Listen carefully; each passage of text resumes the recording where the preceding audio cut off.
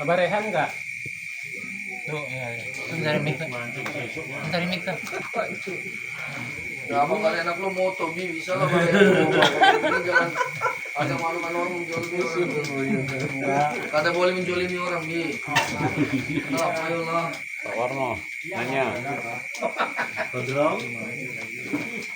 Ya, Bang Malik jam, ya sudah merangkum ya. Pada belum. Bang Malik pun biasa guru. Guru ini apa sih? Bang Malik. Apa? Ada maksudnya Bang Malik biasa guru. Kalau hafal sudah Gak ada menurut. jangan ulun nomor tahun lagi. Ada maksudnya kamu menurutnya sudah mau kortoras dulu dari guru yang ya jangan kontrol, jangan kontrol. Hafal kalau Bang Malik hafal sudah.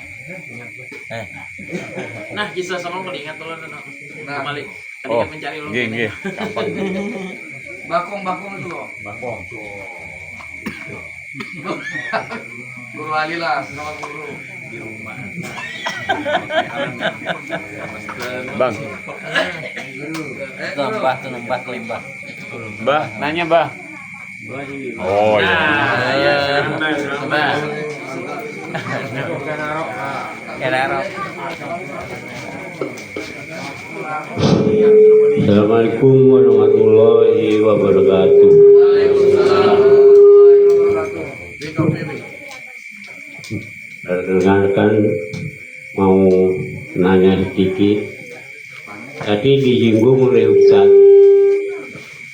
apabila kita membuang sampah di jalan, itu kalau bersamaan rahmat Allah, kita akan mendapatkan petunjuk juga, Mendapat syafaat. mendapat rahmat. Nah, Mohon nanya Ustaz,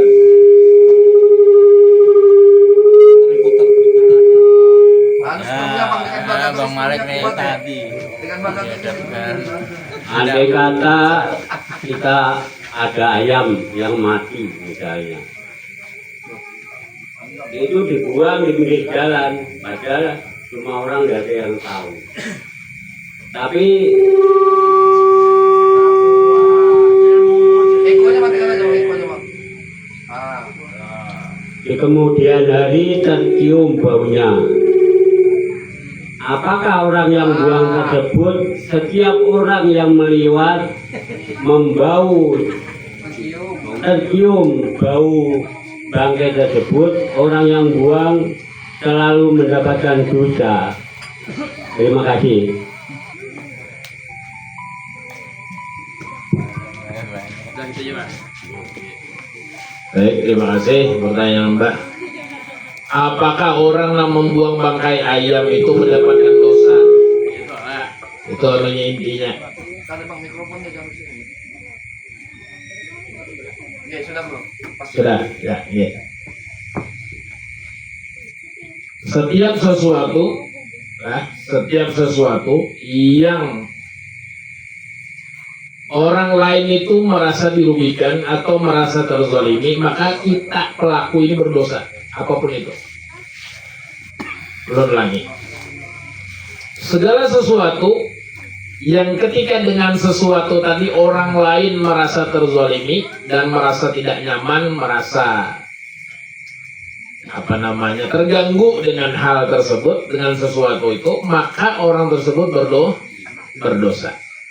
Contohnya tadi seperti membuang ayam, bangkai ayam tadi misalnya. Maka setiap orang lewat, maka dia akan tercium baunya dan itu mengganggu daripada orang-orang muslimin. Nah, itu dihukumi berdosa. Apa itu dosa? Dosa itu artinya dia akan mendapatkan siksa dari Allah Subhanahu wa ta'ala. Dia akan mendapatkan ganjaran hukuman dari Allah Subhanahu wa ta'ala. Akan tetapi ketika kita ini mengetahui bahwa di situ ada bangkai ayam, lalu kita yang menyingkirkannya, agar apa? Agar misalnya orang lain tidak terzalimi, bahkan kita diri kita sendiri pun tidak tercium baunya, maka kita ini luar biasa mendapatkan pahalanya.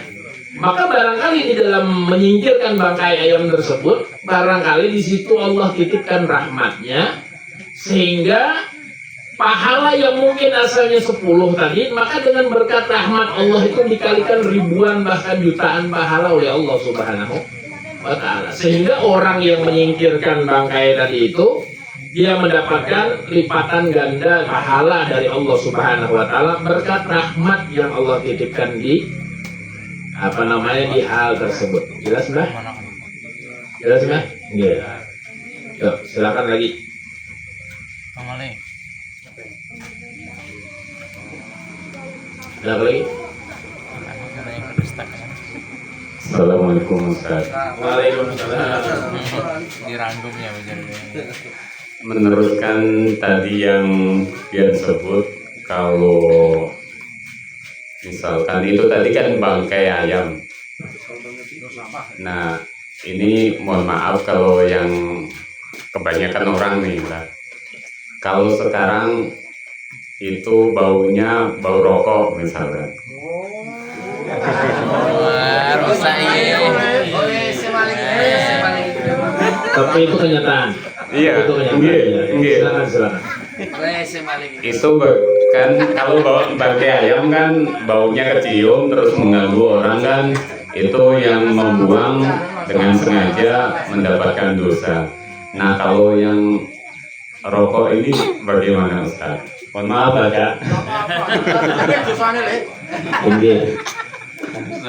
Sama aja Pak Malik.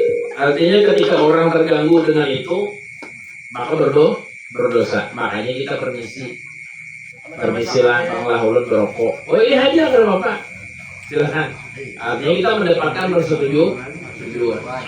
Ustaz, ulun isi berokok lah. Nih, kalau Bapak aja ulun. Jangan jual langsung cap-cup aja langsung dijual, jangan jual. Ada PRT lah, ada lah.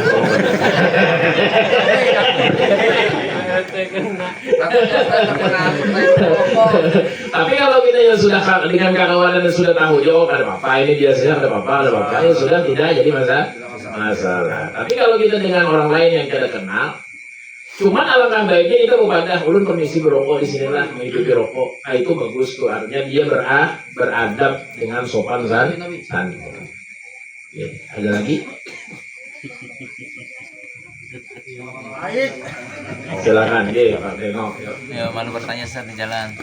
Assalamualaikum warahmatullahi wabarakatuh. Waalaikumsalam. Ustaz, ini mohon maaf ada pertanyaan Ustaz. Ini kan kadang-kadang dalam suatu waktu berjalan itu ada kadang saya menemui itu secara pribadi itu enggak secara berjamaah. Adakah diperbolehkan itu setelah sholat witir itu ada doa kunut Ustaz? Nah, itu ada dalilnya kah atau memang diperbolehkan enggak? Apa tadi Pak? Setelah sholat witir ada kunut, baca doa kunut gitu. Itu diperbolehkan kah atau memang itu dilarang gitu? Minta Terima dalilnya. kasih Ustaz. Assalamualaikum warahmatullahi wabarakatuh. Minta dalilnya dulu Pak. Oh, minta dalil. Tapi di luar sholat subuh. Jadi kunut ini yang ulun pelajari, yang ulun tahu itu di sholat subuh dan sholat pertengahan Ramadan saja. Adapun doa-doa itu tadi itu bukan kunut subuh tapi kunut nazilah namanya. Kunut nazilah namanya, artinya ketika misalnya gempa umpamanya, atau ada angin topan umpamanya, ada banjir misalnya. Lalu kita di sholat Jumat misalnya, di rakaat kedua setelah i'tidal lalu kita meminta permohonan pertolongan kepada Allah, itu namanya kunut nazilah namanya. Boleh. Kunut nazilah namanya.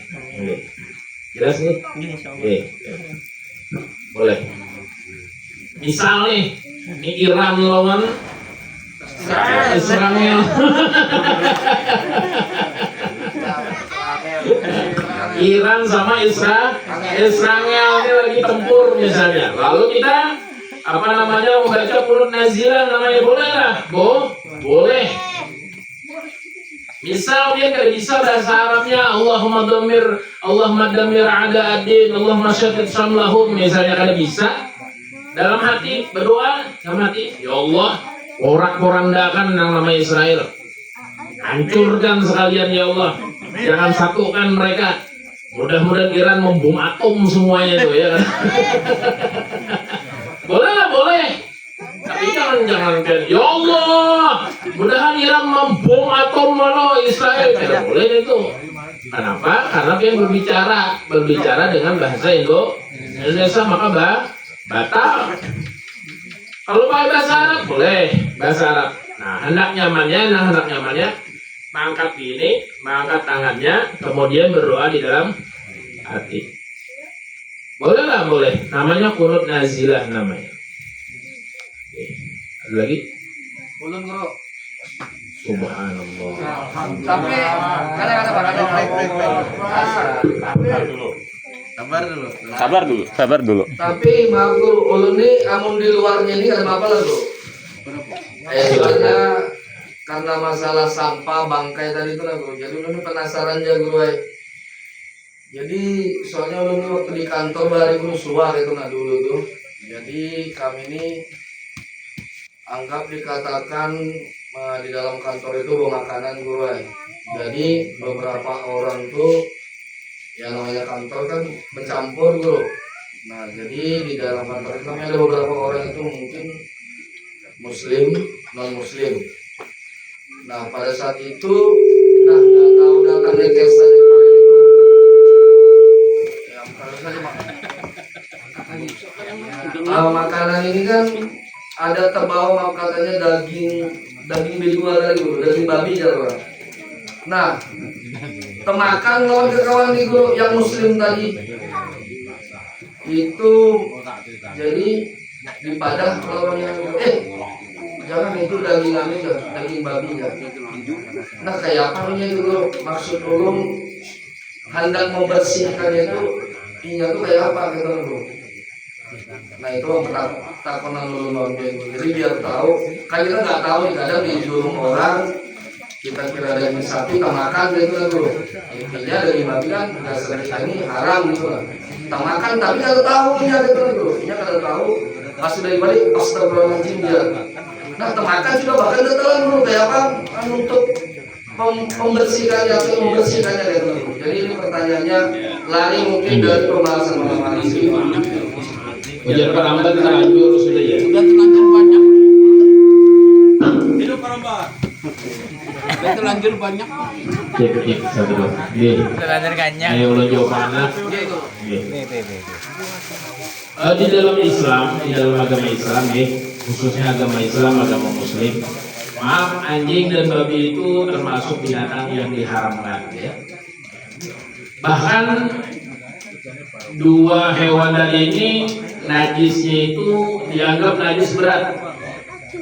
Jadi ketika dia tadi anjing atau babi tadi itu basah, kemudian tersentuh tangan kita ataupun apapun dari anggota badan kita ataupun lantai kita, maka cara mensucikan tempat tadi itu dengan 7 kali basuhan, salah satunya dengan tanah. Jelas sih?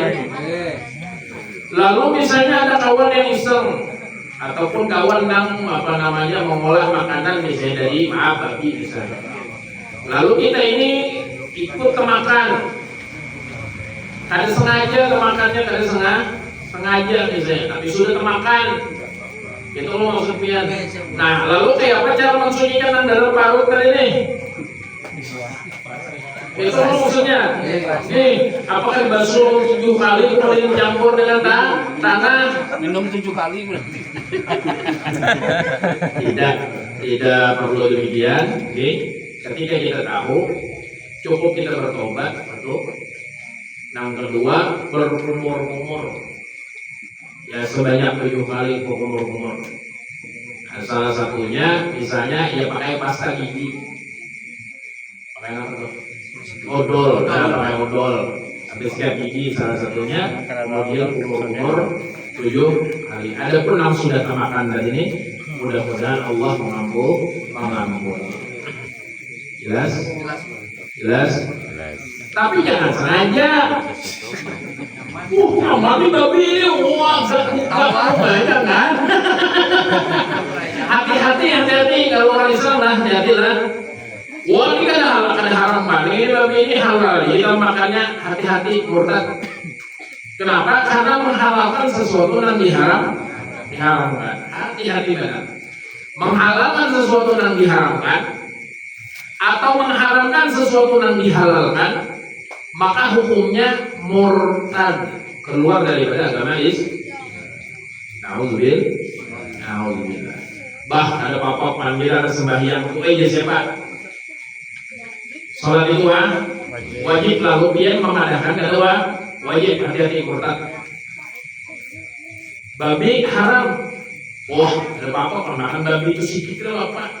Maka murtad. Kenapa? Itu haram bagi kita, bagi orang Muslim, bagi orang yang lain, saudara kita lain. Itu salahnya, kan jadi masalah itu mereka lana amaluna walakum amalukum lakum dinukum waliyadin. Ikam masalah agama ikam, kami masalah agama kan? Jelas? Ada lagi? Terakhir? Yuk silakan. Mik dulu. Assalamualaikum warahmatullahi wabarakatuh. Waalaikumsalam. Kalau minum-minuman keras kan kita tahu itu kan haram kan. Tapi kita sengaja kita minum itu kan hukumnya. Dan memang sudah diharamkan tentu saja minuman keras.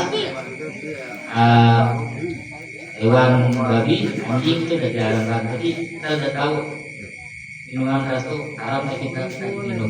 Itu hukum. Sengaja loh ya? Sengaja.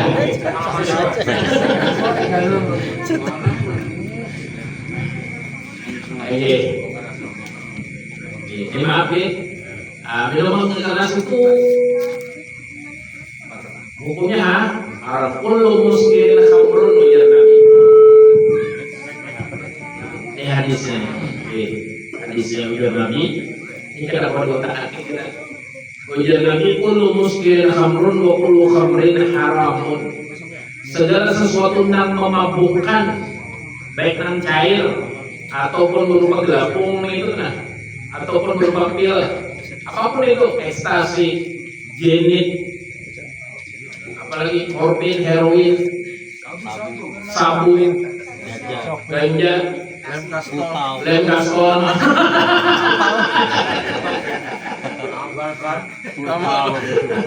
Ini artinya segala sesuatu yang memabukkan itu apapun bendanya, kecubung, khamrun itu disebut dengan khamar, wa kullu khamrin haram, dan setiap khamar itu dihukumi haram. Jelas sih? Nah, maka dari hadis itu, khususnya kita orang muslim nih, banyakkah, sikitkah itu haram hukumnya. Kuahnya kok haram. Jelas sih? Haram. Ustaz, ulun kada tahu diminumi orang. Ini jahe ini sama ini isinya di sini. Khamar Robi misalnya. Nah, haram Misal itu mau kada tahu lalu keminum nah.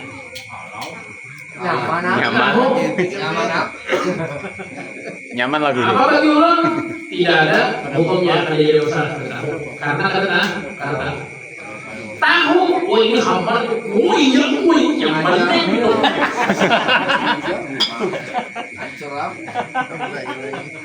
Sudah tahu haram, dia takut dia ada. Nah,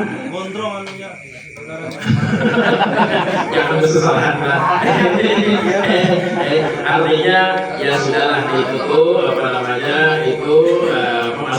masa lalu kita, dan mungkin itu adalah masalah pribadi kita sendiri. Itu cukup kita bertobat kepada Allah, tidak usah dikasih tahu kepada orang lain, apalagi lawan ulun jangan ulun setia tadi makan usah ibadah lawan ulun usah, cukup yang seorang dengan Allah pian istighfar banyak astagfirullah, astagfirullah. Astagfirullahaladzim. Ya Allah, ampuni kesalahan dulu. Cuman besoknya jangan nanggung pulang. Astagfirullah, astagfirullah, saya enggak kok. Gratisnya.